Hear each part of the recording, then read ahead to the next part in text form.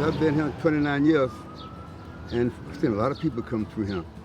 Nobody complains. They believe I'm a master farmer, so I keep doing it, so I accept that. Excellent. I'm a damn right good farmer.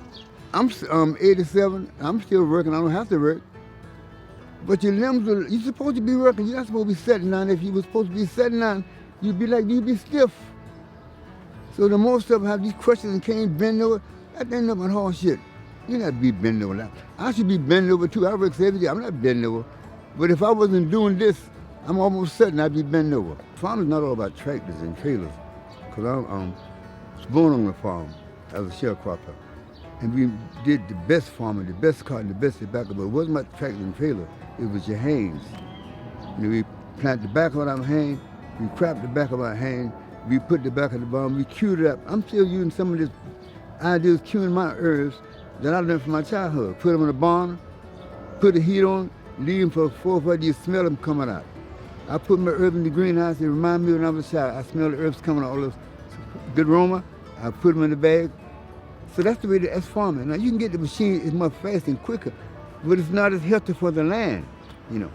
So this is the real farming. What if you ain't got no money and can't buy no machine? What you gonna do then? You gotta eat. This farm was handed to me. It wasn't a farm. There was many years ago there was lots of drugs in this building, lots of drugs and lots of killing. I was involved in a lot of it. But this street was so much drug in this street here, there wasn't no walking and dining, like this street here. You ought to be shot at, too much dog shit and cat shit. That's how I got involved in it. Because I was so pissed off with the people of the community that let the neighborhood got so doggone disgusted, we couldn't go to the store. So I got involved and tried to clean up some of this mess. If I could bring my kids from Anderson Avenue to the store, we only had one store. This was a big double building, nice big co-op. But drugs, got too much drug in the building, after eventually, like always, took over, you know, man. And they condemned it, and they tore it down, so it stayed this way for 10 or 15 years. It was an eyesore. But when I found what space was, this is a huge space. When I found where the space was, I said, I take that. I love a good challenge. This was a hell of a challenge for me. You want people in your garden, get the kids. Kids start coming around when I find what the hell was I doing, you know. This house was burnt. And the kids and I started having fun. They did a great deal of work. Moving stones, lots of work. When the kids start coming in, then you see parents come there asking them, what are you doing? Another parents come in, and they got involved because we was trying to do something for the good. You know, 95, we got the first chickens. And we got the chicken, they were like hawks. And I got a picture of them. They were big birds, but it was a big chicken, they fight a lot, you know what I mean? And when you go to feed them, they would attack you. So we kept them for a while. Then we had so many coons and that we couldn't keep them. We were losing like 3 chickens a week. I had 12 chickens, 2 weeks, I had 7. But the last chicken house, some people built back there, it was in the organization, they came in and said, we heard about your trouble, and we're gonna build your house that the coons will never get in. I said, I'm gonna see this. That's been 10 years ago. They built the hell out of the house. They come once and asked me, Talib, what do you think? I said, you did the hell out of it. So I could live in the house myself if it wasn't a chicken house. Have you lost any since then? No. That's the most beautiful chicken house I've ever seen in my life. You know, you could live in that house. What do you like about having animals here? Nature. They're part of us. If you live close to a thing, it's not like seeing a bee, be stung by a bee. I just see them. But you live close to them on a daily basis, you really get to know them. They're like people. You learn the nature of them, how they do, how they eat, where they go, and you fall in love with them. But the chickens for this community is real good for the chicken. The kids love, the first thing they come in the garden, run to the chicken. About 6 or 7 o'clock, the night crowd come. They like to sit around with the kids and don't do no drink or smoke. We don't play that. But they sit around till I go home, and I go home. You go home tired, then they go home. You know, so it's like a little playground not for the neighborhood, for the whole community. When the Yankee Stadium turn out, they love it. Because it turns out early, they stop by the garden. We love it. because they're from upstate and they visit our gardens. We love the hell out of them. We love them when they come down there. That's how people get to know one another. You got to visit one another. You can't, you live upstate and I'm down in the sky. We said they from Carolina. We the same damn people. Like it or not, we the same people. Same earth. Go be buried the same place. That's the way it is, you know what I mean? One big world, one big mess. And we all involved, whether we like it or not. That's the way it is. We either heal it, complain, or live with it. So I'm trying to heal. This is called a healing garden. And when you come in, if you stay more than 2 hours, you're going to get some kind of healing, that's for sure, you know. So it ain't a better place to be in this place now. Although the cars are around us, but most of the time I don't even hear them cars. I be focused on something else, you know what I mean?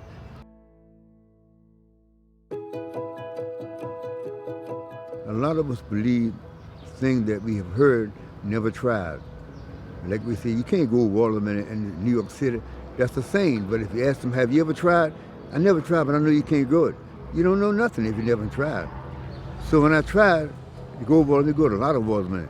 The whole community, a lot of us from Puerto Rico, from South Carolina, Bennett, love that. They find it can happen, so they motivate them, now they plant. They say you couldn't grow a pecan tree. We got one pecan tree in the Bronx, but it's growing. Last year we got pecans. The spores beat us ton, but we got pecans. They say we couldn't, this is a fruit cocktail.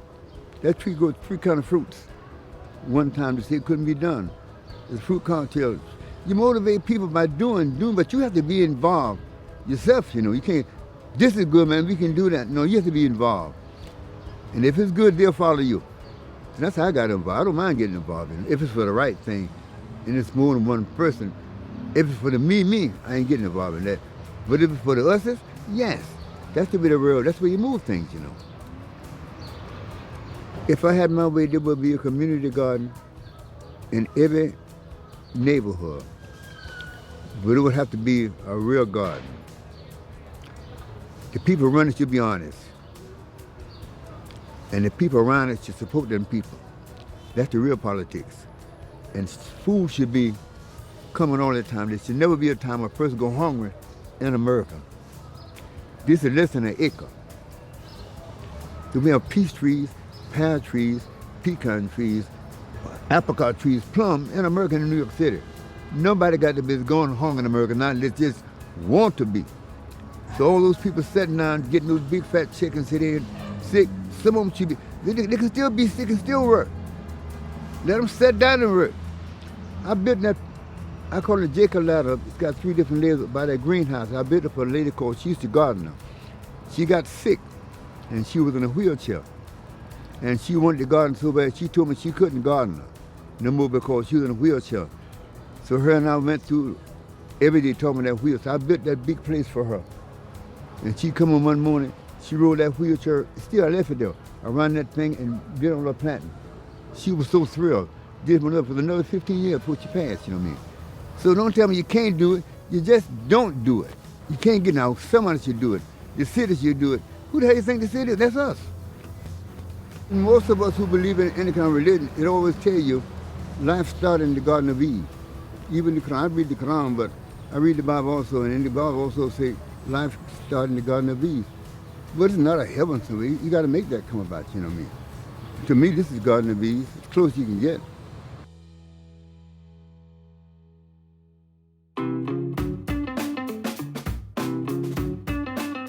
I worked at a Pathmark supermarket in Manhattan. I worked overnight shift, so in the morning time, I would come home. Most I see him for a few minutes, now I go to bed. Once he started doing the garden, I would come home and I would stop by here, and then I would go home. One summer when it was extremely hot, I went home instead of coming here. So my neighbor, they knew he was around here, and like I said, at the time, it was just an open field. So they came and asked me, and they said, listen, we're concerned about your father, because, you know, they're saying old people and kids shouldn't be out this type of weather. He may have a heat stroke. She said, we're really concerned. Could you at least walk around there and tell him to come out the sun? My father's a little stubborn-headed. So for me telling him to come out, if his mind is set, I know that's a done deal. So I came around, and he said, well, you come to hang out? I said, no, I come to bring a message. So he looked at me, he said, what? I said, your neighbor said you need to come out the sun because it's too hot. He said, yeah, I know. But I come out a little while. I said, that's what I told him. So my question to him was, what could I do to get you out of here today so they could leave me alone because I can't get no sleep. He said, well, if you give me a hand, well, I'm used to doing that anyway. So I said, okay, I'll give you a hand, and then we go home. He said, okay, agreed. That was about 30-something years ago. So I'm still giving him a hand. What he asked me is what I said I wasn't going to do. Want you get a little spot? I said, I don't want no spot. He said, well, you around here, so do something. Well, I started a spot over here. At the end of the season, well, I think I grew some tomatoes that year. I had a pretty good crop. So it was kind of encouraging. It gave me that feeling of next year. So when the following year came, I guess he figured I wasn't really in the garden, so he gave that spot to someone else. My spot. He said, well, you say what? So I started another spot over here. At the end of the season, I guess he figured I didn't want that, and so he gave that to the kids. Said, why you keep giving my place to it? So he gave me this spot here, lastly. It was all chewed up, so I started on one end, and over the years I've been kind of cultivating. So I guess he figured this is his spot now. He might fight for this one. In the evenings, this is my getaway. Everybody knows where after 4 o'clock, don't look for him. And if you call him, he probably won't answer. I come here. I never got him out of the garden. As you can see, we're still here. There's something about being in an open space with plants that does something to the human spirit. I tell people I used to come here sometimes when I'm angry at the house, and I walk through the garden. When I come to the garden, by the time I walk from one side to the other, most of the time I've forgotten about what I came out here. I just say it was just me, but I've seen it happen over the years. I've seen a guy come in, he married with his wife, and he come in, and a few weeks later he'll find a plant or something he's digging. If he got a spot, he go dig in a spot. When he leaves, his whole attitude changed. Most people come in here with different feelings from outside, but when you come to the garden kind of melts away all that. There's something about listening at the birds, watching the trees. And days that I cut the grass, the neighborhood get the smell of the fresh cut grass. So it's kind of like having your own backyard, but not having a backyard. It makes it good for the neighborhood, and it is a peaceful spot where nobody want to do violence or anything. So it's someplace that's quiet, and everything gets along. Was the garden open during the pandemic? Like, what was such a stressful time for everybody in the city? Most people didn't come out. There's a few people that's brave, or some people that's kind of crazy like me and my father. But I'm concerned about the pandemic, but the plants are not diseased, so we came out here to take care of the plants. Being in the garden with different people, you learn the value of different kind of food and different how they prepare it. When I came from the South, in the South we ate kind of basic. We had collard greens, we ate cabbage, we ate chicken, whatever. You come here, people say we eat salt fish. What is salt fish? They start saying we eat avocados. I never seen an avocado until I came here. Cilantro, I ain't never seen cilantro down south. A lot of other things, the eggplant, we didn't eat. I ain't seen the eggplant until I came here. I ain't never thought about it. And a lot of vegetables that we grow here. I grow them now because someone else said that they grew it in the country. They grew it one year, I tried it. I found out a lot of other people like it too, so we started growing. My father always talked about he wanted chickens, and he wanted chickens, he gonna have chickens. I'd always say, you can put chickens in the city, out here, what you can do with chickens? He said, chicken lay eggs, you can fry chicken, where you can put chicken at. So he started building a little chicken shack back here in the back. Built like a little small house, and we laughed about it first, but it was the first chicken house, so someone gave him some chicken. We got these chickens here about a year ago, but we've had maybe 1-2 sets before these. We had the first set I was telling you about, that the coons killed, and then someone gave us another set, a colorful chicken. Some of them had a little hairdo, looked like little hairdo, and they laid different color eggs. coon kill a lot of those. Then we had a group come. This guy, he had chickens too. And we told him about the problem because he seen a chicken coop. He said, we see you trying to build a chicken coop. He said, well, you like a new chicken coop? The coons never got into the chicken coop. And the problem we had with this at first was if you go in there and don't watch the door, you locked in there. Now we found out how secure it was, because once you locked in, you can't get out. I felt like jail, so you got to call somebody.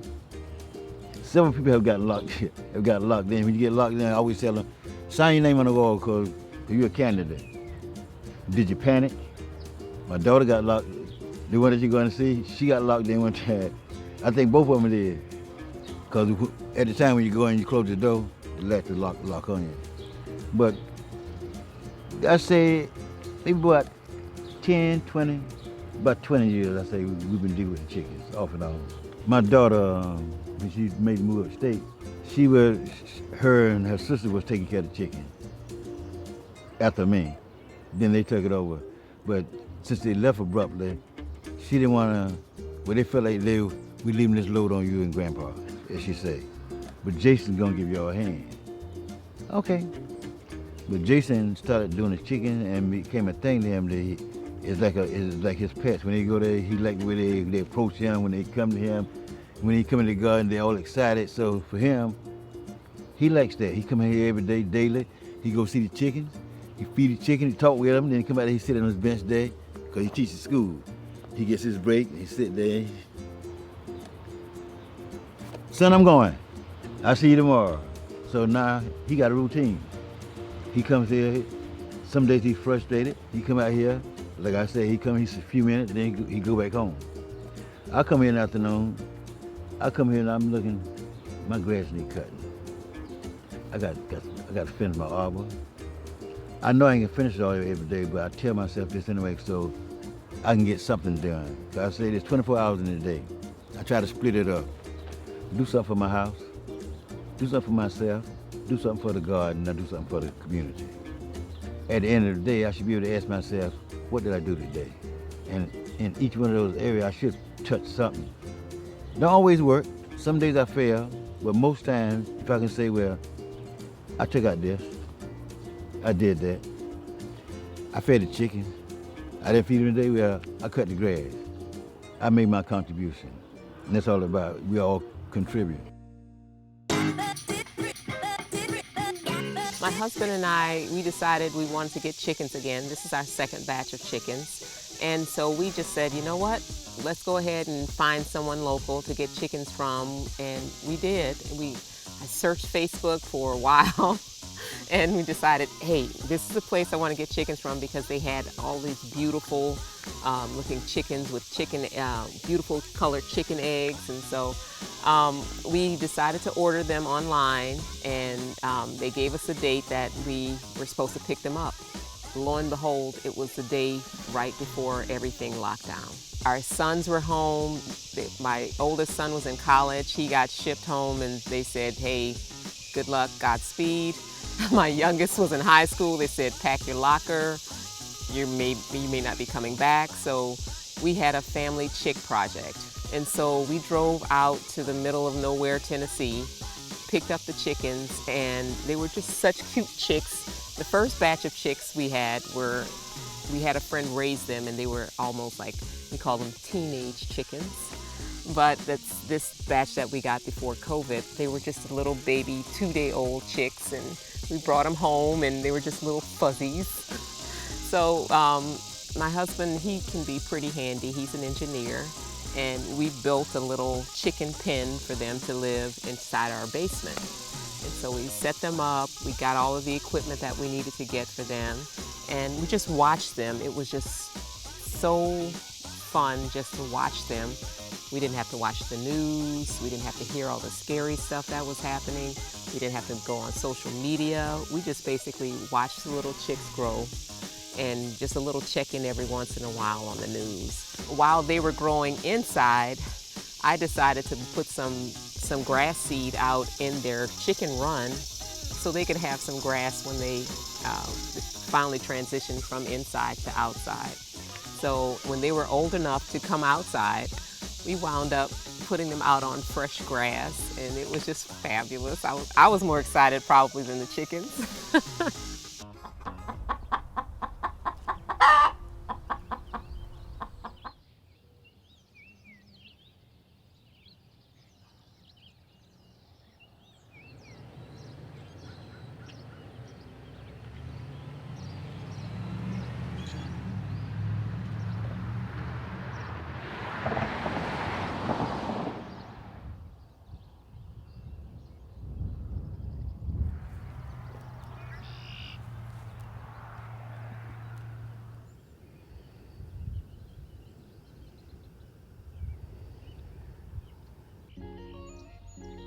My first interaction with agriculture was from like childhood.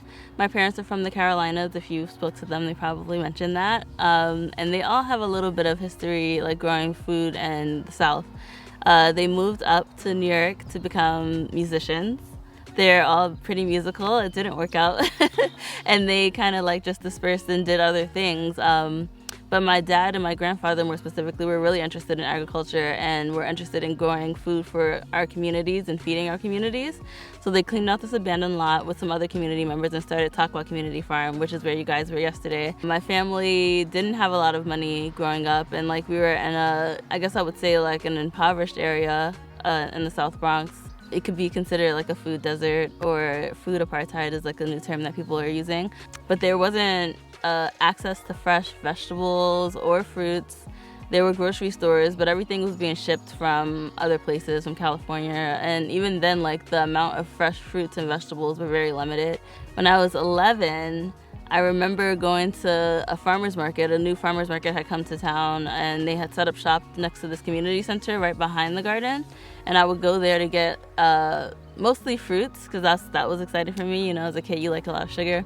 But it was healthy and it was natural, and I feel like it was there for maybe a couple of years, and then one year it just wasn't.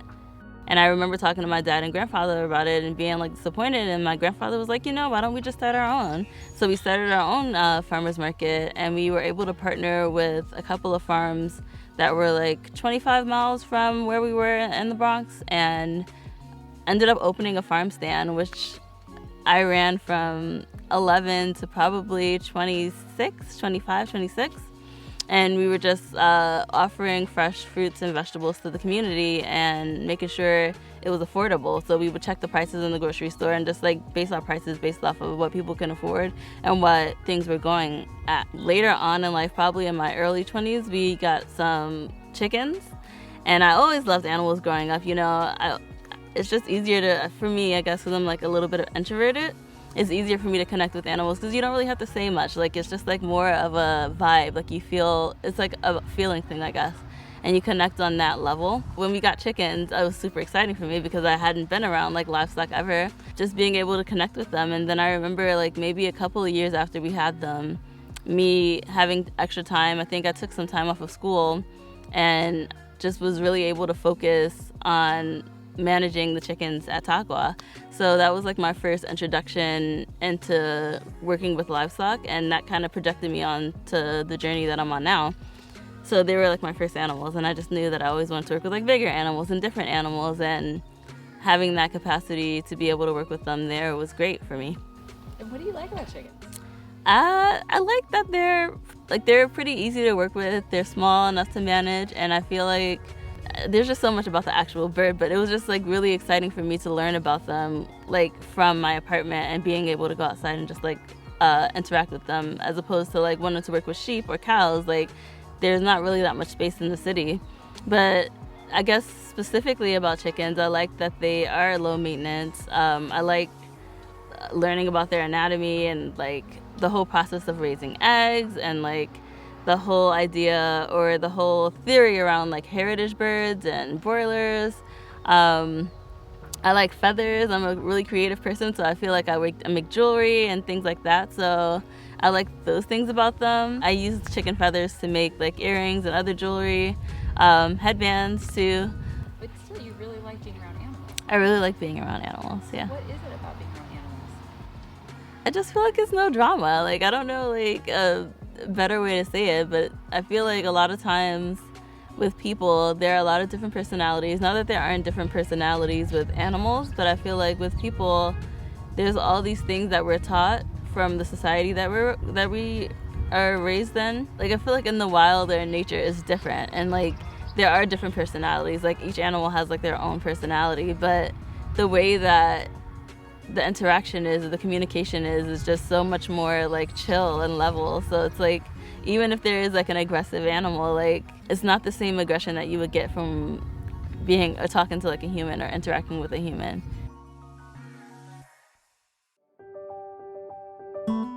So I ended up leaving a farm position that I was apprenticing at a place for livestock, and I got there in April and stayed only till August. I think the apprenticeship was over in November, but because of everything going on around me and like being able to like pinpoint everything in the organization that wasn't pointing those things out, and it was just like, for me as a person who was experiencing these things on a daily, it was just like, I can't be in a place that like you're not actually acknowledging these things, and like where the setup is like mimicking the setup of like how I guess how racist structures operate in the country as a whole. So I ended up leaving. It was 2020. Mm-hmm. And you were in a situation where you felt like they were not acknowledging like the racial tensions and At all. violence. Yeah. It wasn't even talked about. It was like, and then for me, like talking to my family in the city and then being on this farm, because like, you know, the pandemic, I wasn't able to go back and forth. It was like I was there, and it was really like being in another world. And it was nice because I wasn't in the city and I had like access to outside, and like it was a small amount of people, but like I was still talking to people, and I didn't have to wear a mask because I was on the farm, and it was like we're in our own little bubble. That was great to not have to be confined to like an apartment in the city. But it was like people were getting murdered and all this stuff was on the news and people were talking about it, but then on the farm it was quiet. Like nothing was happening. People weren't talking about it.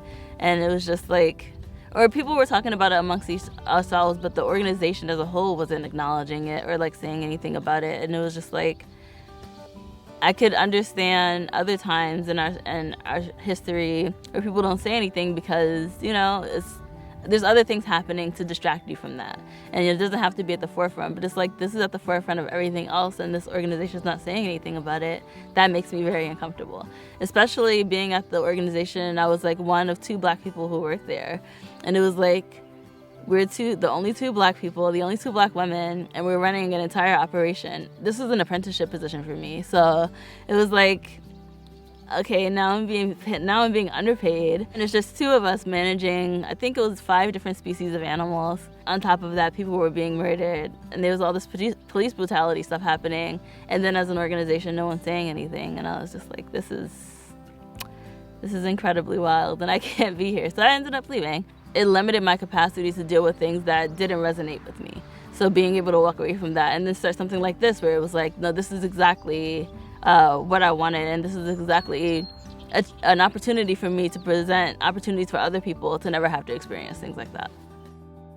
So I've been farming, I said, for a while, but like the last 3 years, rurally, I've been farming, and I've been in all these spaces that have been mostly white, and all the education and curriculum that I've learned from these places have been from white authors, and it completely erases the history of like indigenous people and African American people in this country, and especially because so much of the wealth of this country was built from slavery. So like to have all of that stuff like erased or not talked about, it's just like really problematic. Being able to be here and create spaces where there are other people who look like me and who look like a lot of people that I know who want to farm but don't necessarily have the access to come to these spaces or feel comfortable to come to these spaces to learn about that.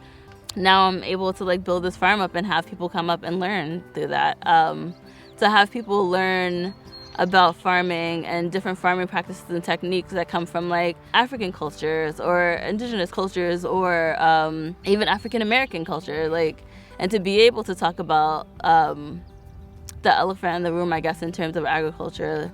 There's all these different techniques and stuff that are considered new and renamed, but they are definitely from indigenous people from across the world, and especially from like African indigenous knowledge. And just being able to talk about how the slaves were selected, like they kidnapped people who were farmers or who were skilled at these techniques. So just being able to provide that context as well as these are the ways that you farm. Like you put a seed in the dirt. It's like, yeah, you put a seed in the dirt, but these are the people who have been doing it before you. These are the people who look like you. You belong here because of this. So if there's one thing that I want people to take away from this experience and this pandemic is that it's important to be self-sufficient. It's important to be able to take care of yourself because this is not promised. This is not forever. It's not sustainable the way that we're living. And at the end of the day, people need to know how to take care of themselves. If there was societal collapse, like people need to know how to grow their own food. People need to know how to feed themselves so that they can survive.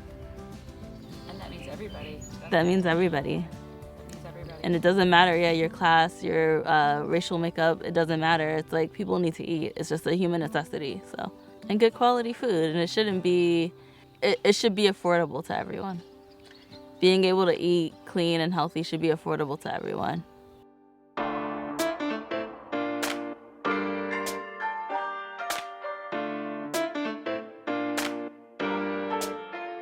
2020 was a crazy year. I had been living and working in New York City, and my friends / collaborators over at Soulfire Farm had asked me if I would be interested in helping them do some virtual education around chicken production. And so I said yes, and while I was visiting their farm, there was an opportunity to come here and meet with another group of farmers to discuss farming this land in 2021 because the owners wanted to hand over ownership to a group of farmers. So we're here in our barn, and behind us we have some heritage breed turkeys and some heritage chickens. And this year we will be raising those for distribution in Harlem and the Bronx and to a few restaurants in New York City. We also have some sheep outside, we have some goats, and we have a couple of pigs. So we have 50 heritage breed turkeys and 200 chickens. But over the course of the year, we plan to have 600 chickens altogether, and those are broiler chickens, and then we'll have about 100 turkeys. And we do plan to get some laying hens, but we haven't gotten them yet. We have these chicken tractors, and every day we move them one length so that the animals can spread their fertility, their manure, their urine on a patch of grass, and then we move them to the next patch of grass. And so rather than concentrate all of that feces into one place and then also make more labor for us to have to clean it out, we can have them spread it on the ground outside, and they're fertilizing the ground. They follow behind the sheep. So the sheep come first, then the chickens come after. And so we're also mimicking the prairies, the grasslands of the world, the African savannas or the Great Plains of this country. Chickens don't graze, but they do eat grass, and it just helps flush them out and move through their system. But then they also get to eat whatever bugs and seeds that they find outside in the grass. And so it's healthier for them. They don't spend their whole lives in a barn. We just brood them here, keep them under a heat lamp until they're old enough to survive outside, and then we move them outside to those chicken tractors, and they spend the rest of their lives outside. So lumber is very expensive right now, and to build our chicken tractors, the estimates were that we would spend between $250 and $300 a tractor, and I think that's going to end up being like $350 a tractor, just because lumber is so high. So we just spent, I want to say $1,500 on lumber, and that's a significant startup cost for a small farm. So that was an issue. And then also everybody is starting farms and trying to raise their own food now. So working with the hatcheries is challenging to get a steady supply of heritage breed turkeys, and a lot of the chickens are selling out very quickly. Do you think it's like the backyard farmers from the pandemic? I'm sure of it. I think a lot of people decided that they either wanted to go live a rural lifestyle and raise their own animals in a rural setting, and then there's also more people in urban settings who are trying to raise their own food. And I think ultimately that's a good thing. The more people we can get into food production and knowing where their food comes from, the better. But I do think for those of us trying to do it at a larger scale, it made things a little more, taxing. It was a little more strenuous this year just to make sure we could get all our ducks in a row. I've said before, I feel like everybody who eats meat should have to do a chicken processing at least once in their lives. Much less like a cow or a sheep, these really cute animals with beautiful eyes, but just a chicken. And I think if everybody had to process one chicken in their lifetime, it would give so much more respect to meat consumption. And then it might also encourage people to be more thoughtful about where their meat comes from and how frequently they eat it.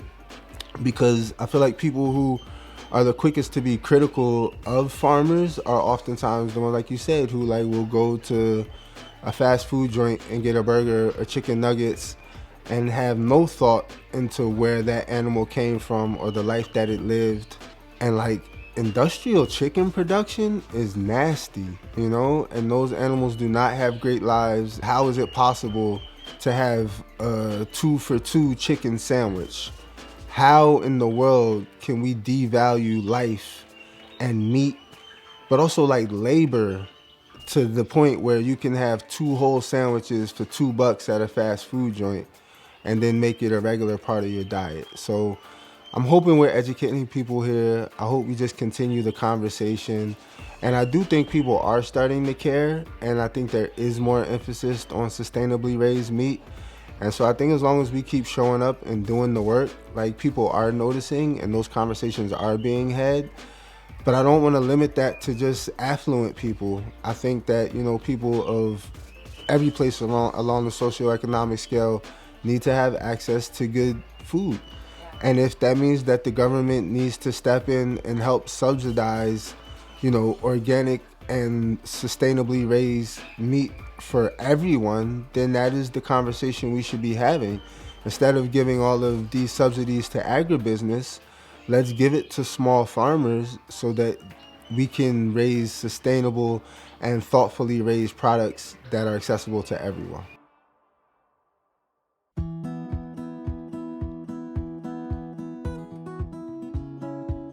I've focused on livestock because there's a part of me that really likes nurturing and caring for living things. So, you know, I went and made 4 kids, but that wasn't enough. And so then I went and got another, 200 chickens and 50 turkeys. But there's something in me that enjoys nurturing life, watching things grow, caring for them, seeing that immediate feedback that you get from dealing with another living sentient being. In the process of working with animals, I find myself doing a mental, emotional check-in and kind of just finding my own balance. And that was good for me. That was healing, from the city and whatever environment I was coming from and the stuff I brought with me. I found that like just doing those self-check-ins and that self-regulation that it took to be around the animals was something healthy that I wanted in my life. And so I care for them. I give them the best life possible. And then when we process them, we do it in a way that's respectful and the minimal amount of, pain and suffering. Like we try to give them the best life possible and then only one bad day with a clean and quick ending. And then we sell them and we give them to people in our community. So I know that they were raised for a purpose that's like greater than us. We're feeding people. But that's why chickens and then just generally animals for me. I like taking care of things, but then I like knowing that the food that my family and other people in our community eat was raised with love and care and respect. In 2010, there was a USDA Beginning Farmer and Rancher grant that was given to a program called Farm School NYC. That was the inaugural year of the program, and so a group of teachers, educators, healers, artists all out of New York City came up with a 2-year certificate program to teach agricultural skills to people in the city. So I did that program, and when I finished, I knew that I wanted to go farm in a rural setting, so I pursued an apprenticeship at the Stone Barn Center for Food and Agriculture and Livestock. And I got into that program, so then I got to work on a rural scale. I got to learn how to process animals, how to work on a larger scale. And then after that, I started looking for jobs. But it's kind of challenging to get your first farm manager job when you haven't grown up on a farm. And I think a lot of the reason we started this farm is specifically for that reason, to help people who are coming from an urban or a non-traditional background, but specifically urban folks in our community, Black and brown folks, who haven't been farming, to have pathways into farming, because my experience is really challenging to find mentorship, especially people who can relate culturally to where you're from and who don't just like write you off because of the color of your skin or because you come from the city. So I stepped away for a couple of years because I wanted to build up some money and then work on owning my own farm, trying to purchase some land. And that's what I was doing when the pandemic hit, and that kind of changed my timeline. I think I was more on a 5 to 10 year trajectory. But when I was on lockdown and eating bad food and kind of really isolated in my environment, I decided to accelerate that and try to get on farm faster, and so here I am. If I had been through the pandemic here, I don't think it would have been that big a deal. Like, I would have been able to go outside every day and have access to land and still go to the grocery store and all the normal stuff we're doing.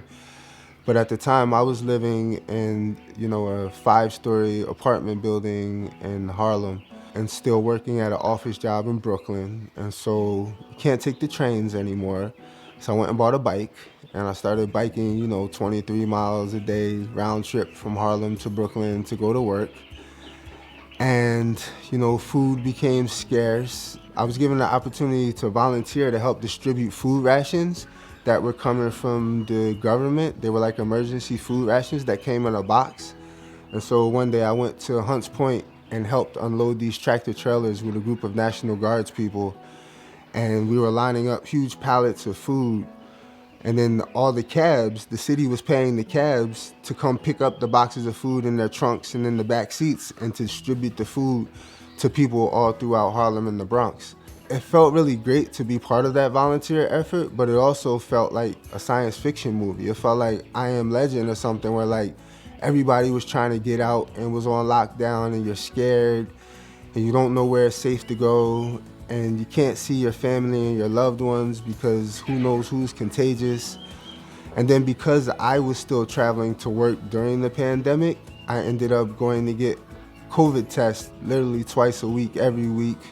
And even that process of standing in line and having that invasive swab go up your nose and waiting for the results to come back and finding out that friends had gotten it and that family members had gotten it, and seeing people at my place of employment, at my job, we lost a few people, people died, people we know, people's brothers and sisters and mothers died.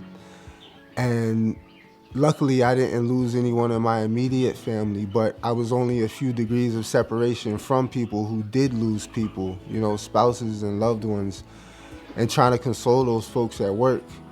And then again, being forced to go to work during a pandemic. And so I know a lot of people were able to collect unemployment and get checks.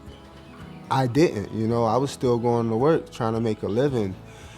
And the isolation of not being able to see my kids, even though they only live 2 blocks away. But for safety reasons, me and their mother, this is not the time to be with the kids, and no, they cannot come over to your apartment and you cannot come here because you're still exposed. And being in these COVID bubbles, and it was just really, it was life-changing. Like, I'm so happy that it seems like we're on the tail end of it and we're coming out of it, but it was oppressive and it was mentally exhausting. And then on the days when I could work from home, being in a shared living situation like so many of us are in New York City and Manhattan, where you've got roommates, and we signed up to, room together and to share a kitchen and a bathroom, not to have people working from home and taking conference calls in their little, 15 by 10 New York City apartment space. So even that just became challenging, because where do you go to get a breath of fresh air? And so I found myself spending a lot more time outside and in the parks and just trying to be outdoors as much as possible. But that reminded me, like, you're only a year and a half, 2 years away from living on a farm. And it's something that you can do again. And so even though I did want to save up some more money, I knew that for me, it was time to go back to farming and try to get into a rural setting and to give my kids some place to go outside of the city and to try to just change the narrative.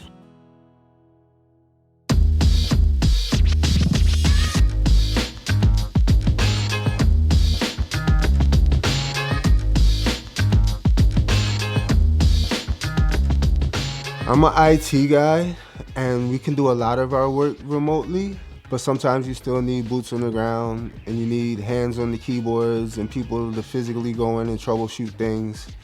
And so I don't want to overstay. I didn't have to be there 5 days a week, but still going in 2-3 days a week is a lot, especially when nobody else is and you're on lockdown. But then I also want to acknowledge, because of my living situation and because I don't have a home office, being told to work from home wasn't this great gift. Like, it was actually a burden, you know? And so I physically needed to get out of my shared apartment, because that's not what I signed up for when I signed the lease. And so, you know, the majority of the office was empty. And so it was better for me to go and hunker down in an empty office and do my work there. Keeping a job is challenging, you know, and I think it's great to be at the top of the ladder, the top of the food chain, at the executive level, and to be able to make those decisions. But when you're not, when you're lower, and, you know, my job is basically to run the help desk at my employer, and it helps to be there. Like, I'm programming phones and, you know, fixing broken televisions and doing wiring. And so we can outsource some of that stuff, but some of it does require you to actually be there. But I think when you're at the top, you can delegate. But when there's nobody beneath you, who do you delegate to? You can't. You got to go fix it. And so even as I work on my farm plan this time around, like, I want to farm as part of community. I want to be in touch with my collaborators and co-creators. And I want to be back and forth to the city. I think I told you I dropped my son off this morning, so he's in Harlem right now, and he'll be coming back up this weekend. But I don't think we have to be in isolation here, and I don't think it has to be any one person or any one nuclear family out here by themselves. Like, we need those networks, we need those bonds, we need those support systems. And so the Northeast Farmers of Color and the Black Farmers United, well, all the organizations who have supported the work that we're trying to do collectively, like, that's why I'm here. Because during COVID, it wasn't me, it was them saying, this is our time. And the government is giving out money for us to feed our communities. And so let's take this money and these resources that are flowing so freely, and let's apply it to trying to support each other. And so I'm here because one of my mentors and somebody who I look up to, Karen Washington, said to me, Arian, don't give up on your dreams. And it resonated with me, and I went home and I prayed on it. And I said, you know, I think I'm ready to go back. I'm ready to make another attempt at farming. And so it wasn't me, it was the people around me, it was the people who support me. It was even, you know, my ex-wife saying, I know how much happier you are when you're up there. If you want to, we'll find a way to support you getting back up there. What I advocate for, what my team advocates for, is let's show people that we can raise our own food and be producers. And we can also do it in a way that honors our ancestors and our elders and those who came before us, because we farmed in a way that was in balance. We farmed in what is now called organic practice and permaculture. We did crop rotations. We did sustainable grazing and managed rotational grazing. And these terms were then co-opted and taken away from us. But let's return to our roots and do what we did so well for so long, but let's do it from a place of pride and of mutual support, and trying to remove the stain and the shame of slavery. Like, that is not who we are. That is not all that we were good for. We were very good farmers. We enriched this nation. We built the wealth of this nation. And now it's time to focus on building our own intergenerational wealth, which comes with owning land. You have to own land. All power is based on land. And then we have to encourage other people to become producers and not just consumers. It's good to just take your shoes off and walk in the grass, or to sit by the pond and to feel the sun on your face and to feel the breeze blowing. And so I know everybody's not going to become a farmer, and everybody doesn't want to come live in a rural setting, but those of us who do can create those safe spaces for other folks to come and recharge their batteries and just get away from the city and come change it up and change pace a little bit before you go back. I'm extremely appreciative of the supports and the networks and the community that reminds me there's no one of us doing this. This is so not about Arian and Ashanti and the livestock at the Blackyard Farm, but this is about the larger collective of us who are just super committed to growing food and sustaining this earth and being ecological stewards and trying to clean the water and the air and just do work that we feel good about. And I feel good about this. I sleep well at night.